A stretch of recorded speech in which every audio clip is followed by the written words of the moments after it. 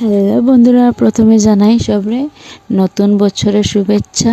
Happy new year. সব ভালো থাকো, এই বছরটা যেন সবর লেগে ভালো হয়, শরীরটা সুস্থ থাকে। Happy new year. আর দেখো আজকে সকাল সকাল গেলাম কি আমি আমার স্বামীর সঙ্গে নতুন বছরের প্রথম দিন আমরা গেলাম গিয়ে আমরা ঠাকুর বাসাতে হনুমান ঠাকুরের মন্দির, খুব জাগ্রত আমরা এখানে মন্দির গেলাম গিয়ে আমরা দুইজন স্নান টান করে সকাল সকাল ওটা পূজা দেওয়ার লেগে সকাল সকাল আজকের দিনটা মানে সবার লেখো স্পেশাল। তো আমরা ভাবছি ঠাকুর ছাড়া তো কিচ্ছু নাই। আমার যে স্বামী তাই ঠাকুরের এত ভক্ত, সব ঠাকুর তাই লেগে সমান, কিন্তু হনুমানজি ঠাকুর তাই খুব প্রিয়।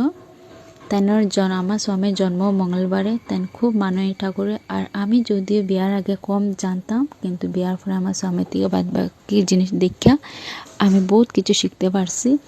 ঠাকুরের যত গীতা সব বাড়িতে জানতে পারছি, কারণ তাইনের ভিতরে এতটুকু আমার স্বামী যতটুকু জানেন আমি অতটুকু জানি না। যাই হোক, ভিডিওটা স্কিপ না করিয়া তোমরা প্লিজ দেখিও। আজকের দিনটা যেন সবার ভালো হোক, মঙ্গল হোক। আজকে শুধু দিন না, পুরো বছরটাও যেন সবার ভালো থাকে। আর ঠাকুর ছাড়া এই দুনিয়াতে কিচ্ছু নাই, যেটা আমি ভালো করে এখন বুঝছি।